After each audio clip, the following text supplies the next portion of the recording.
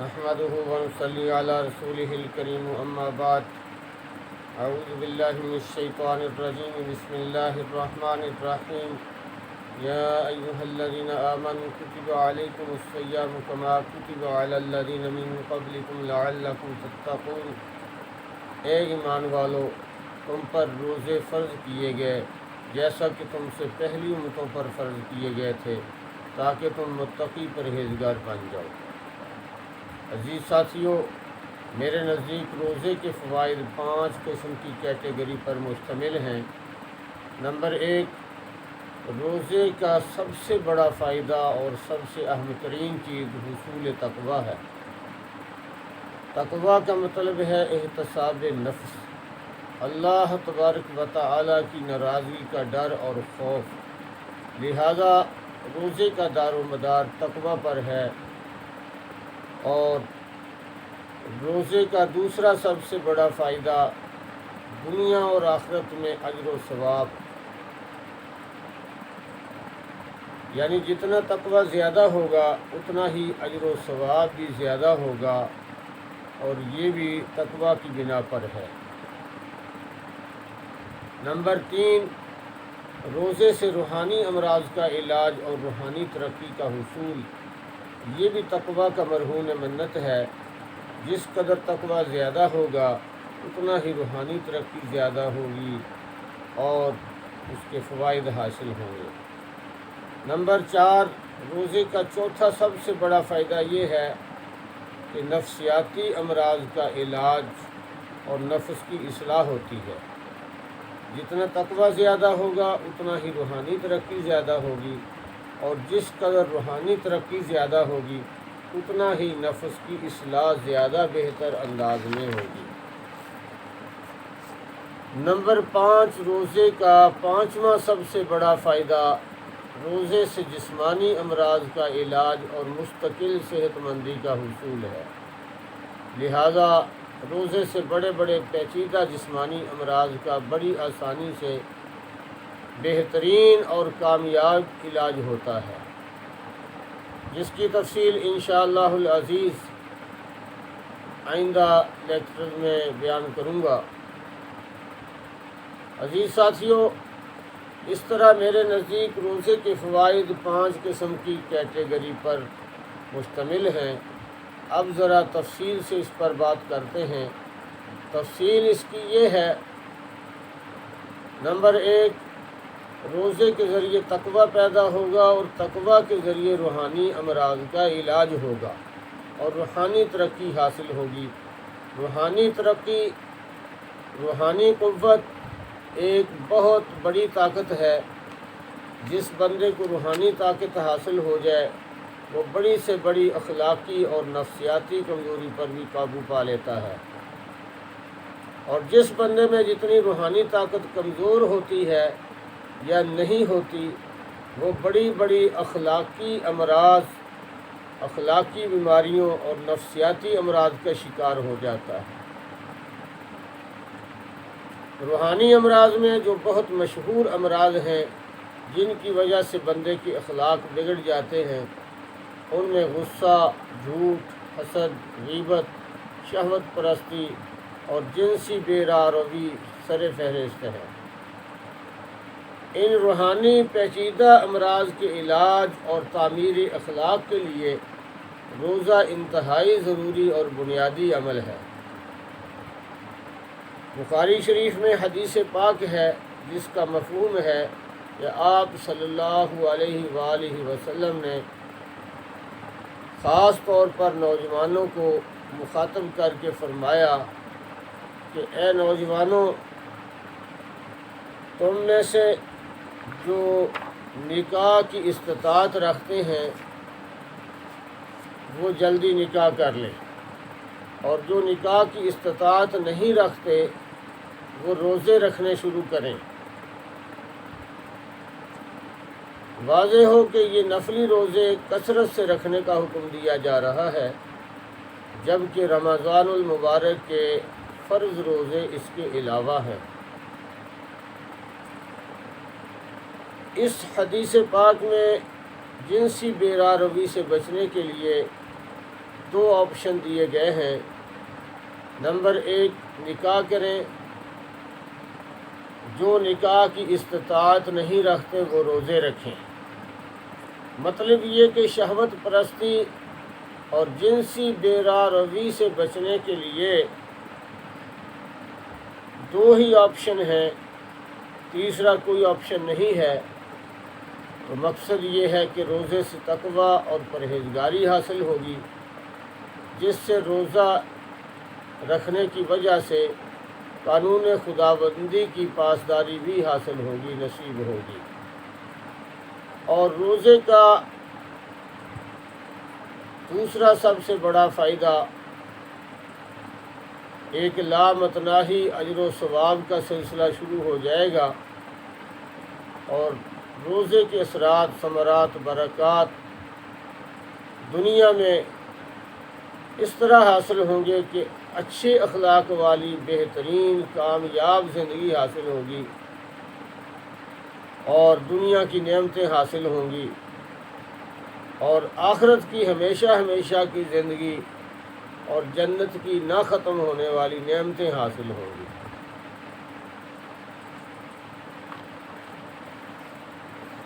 روزے کا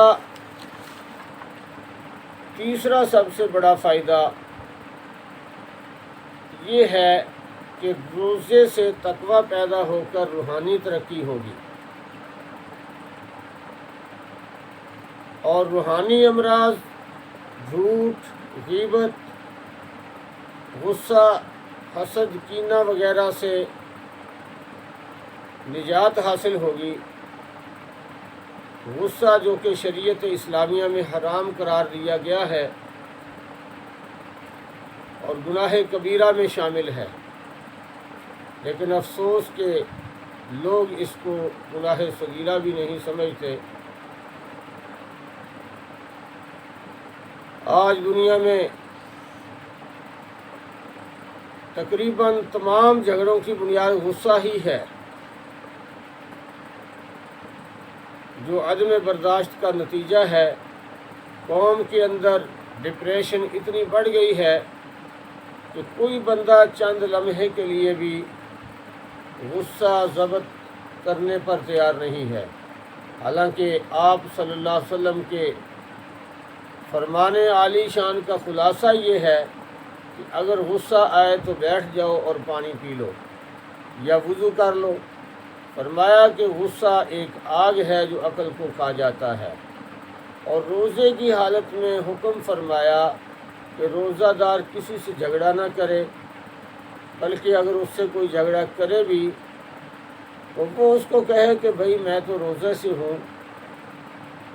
فرمایا کہ اگر اس میں عقل ہوگی تو وہ سمجھ جائے گا، اور اگر وہ نہ سمجھے تو اپنے آپ کو ہی سمجھائیں کہ میرا روزہ ہے اور میں نے جھگڑا کر کے اپنا روزہ خراب نہیں کرنا۔ تو اس طرح روزہ کے ذریعے سے ایک قوت برداشت پیدا ہوتی ہے۔ یہاں ضمناً جدید میڈیکل سائنس کی ایک ریسرچ کا تذکرہ کروں گا کہ ایک طبی سائنسدان نے اس بات کی ریسرچ کی کہ انسان کے اندر کسی بھی جذبے کا سرکل دورانیہ کتنے منٹ کا ہوتا ہے۔ انسان میں مختلف قسم کے جذبے پائے جاتے ہیں، جس میں غصے کا جذبہ بھی ہے، شہوت کا جذبہ بھی ہے، اور محبت کا جذبہ بھی ہے، اور غم اور خوشی کا جذبہ بھی ہے۔ تو اس نے ریسرچ کی کہ ہر جذبے کا سرکل دورانیہ صرف 12 منٹ ہوتا ہے۔ تو 12 منٹ جب گزر جاتے ہیں تو وہ جذبہ، وہ دورانیہ ختم ہو جاتا ہے، اور جذبہ جو ہے اس میں کمی ہو جاتی ہے۔ اس کا مطلب یہ ہوا کہ اگر کسی کو غصہ ہے اور وہ 12 منٹ اس کو صبر کے ساتھ گزار لیتا ہے تو غصہ ختم ہو جائے گا۔ وہ شخص مغضوب الغضب نہیں ہوگا، غصے میں آپے سے باہر نہیں ہوگا، اور پھر وہ سوچ سمجھ کر بات کرے گا، عقل و شعور سے بات کرے گا، غصہ اس کی عقل پر حاوی نہیں ہوگا۔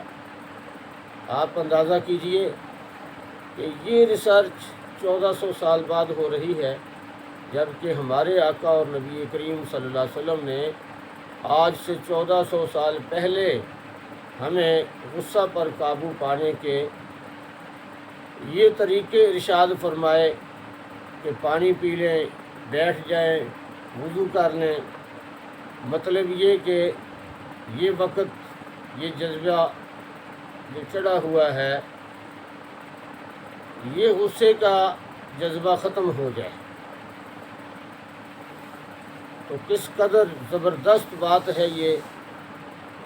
میں کہا کرتا ہوں کہ اسلام کی کسی بات، قرآن اور حدیث کی کسی بات، اور نبی اکرم صلی اللہ علیہ وسلم کی کسی بات اور سنت کو سائنس سے ثابت کرنے کی ہمیں کوئی ضرورت نہیں ہے، اور نہ قرآن و سنت اس کے محتاج ہیں۔ آپ صلی اللہ علیہ وسلم کا فرمان سچا ہے، ومن اصدق من اللہ حدیثا، اللہ تعالیٰ نے قرآن مقدس میں فرمایا ومن اصدق من اللہ حدیثا، کہ اللہ کی بات سے کس کی بات سچی ہوگی۔ ومن اصدق من اللہ حدیثا، تو اللہ تبارک و تعالیٰ کی بات سے کسی کی بات سچی نہیں ہو سکتی۔ سب سے سچی بات اللہ تعالیٰ ہی کی بات ہے، قرآن و حدیث کی بات ہے، اور نبی اکرم صلی اللہ علیہ وسلم کی بات ہے۔ لیکن جب کسی نئی ریسرچ کے ذریعے سے یہ ثابت ہوتا ہے، اس طرح کی تحقیقات سامنے آتی ہیں، تو اسلام کی حقانیت کا یہ بہت بڑا ثبوت ہے۔ تو اس ریسرچ کے ذریعے سے بھی کمزور لوگوں کا ایمان بڑھ جاتا ہے، اور ان کے اندر اور یقین کامل پیدا ہو جاتا ہے۔ اگرچہ جو اہل یقین ہیں، اہل ایمان ہیں، ان کو اس کی قطعاً ضرورت نہیں ہے، جیسا کہ حضرت علی رضی اللہ تعالیٰ عنہ فرمایا کرتے تھے کہ میرے علم الیقین کا یہ عالم ہے کہ اگر جنت اپنی تمام تر زیب و زینت کے ساتھ میری دائیں جانب ظاہر کر دی جائے تو میرے ایمان اور یقین میں کوئی زیادتی نہیں ہوگی، اور اگر جہنم کو پوری آتش فشانی کے ساتھ میری بائیں جانب ظاہر کر دیا جائے تو بھی میرے ایمان و یقین میں نہ کوئی کمی ہوگی نہ زیادتی ہوگی۔ تو میں یہ عرض کر رہا تھا کہ آج دنیا میں تمام لڑائی جھگڑے، قتل و غارت، بیوی کو طلاق دینا، یہ سب غصے کی اور عدم برداشت کی وجہ سے ہوتا ہے، اور روزہ برداشت کرنا سکھاتا ہے۔ روزے کے ذریعے سے ضبط نفس پیدا ہوتا ہے، اور انسان کو اپنے جذبات پر قابو پانے کی مشق ہوتی ہے، اور اس مشق کے ذریعے سے وہ اس طرح کی مکروہات، ناجائز باتوں سے، کسی پر غصہ نکالنے سے، اور اس طرح غصے کا شکار ہونے سے، اور اسی طرح دیگر باتوں، لایانی باتوں سے وہ پرہیز کرتا ہے۔ اور یہاں ایک ضمناً بات اور عرض کر دوں کہ روزے کی حالت میں خاص طور پر بھوک، پیاس اور نکاہت کی وجہ سے روزہ دار کے صبر و ضبط کا امتحان بڑی سختی کے ساتھ کیا جاتا ہے۔ روزے کی حالت میں یہ کام اور مشکل ہوتا ہے، خاص طور پر خشکی اور گرمی کے مریضوں کو اپنے غصے پر قابو پانا بہت مشکل ہوتا ہے، تو لہٰذا ان کے لیے یہ مشق اور بھی زیادہ مشکل ہے۔ مگر اس مشق کرنے کے بعد بندہ واقعی بندہ بن جاتا ہے۔ ایسے ہی ہے جیسے سونے کو سنیار اپنی کٹھالی میں ڈالتا ہے اور اس کو بھٹی میں ڈال کر آگ دیتا ہے، تپش دیتا ہے، اور وہ سونا پگھل کر اس کی میل کچیل دور ہو جاتی ہے اور وہ صاف ستھرا کھرا سونا جو ہے وہ قرار دیا جاتا ہے۔ اسی طرح اللہ تبارک و تعالی نے روزے کو رکھا ہے۔ اور رمضان کے معنی بھی یہی ہیں کہ تپش پہنچانے والا، حرارت پہنچانے والا، جلا دینے والا۔ تو رمضان المبارک کے روزے کی خصوصیت یہ ہے کہ یہ مسلمان کے گناہوں کو بھی جلا دیتا ہے اور اس کی اخلاقی آلودگیوں کو بھی دور کر دیتا ہے اور انسان کو صحیح معنوں کے اندر انسان بنا دیتا ہے، اس کے اندر انسانیت آ جاتی ہے اور وہ واقعی اشرف المخلوق کہلانے کا حقدار بن جاتا ہے۔ فرشتوں سے بہتر ہے انسان بننا، مگر اس میں لگتی ہے ذرا محنت زیادہ۔ فقط والسلام، حکیم محمد یاسین صدیقی، نقشبندی مجددی، خانیوال، پاکستان۔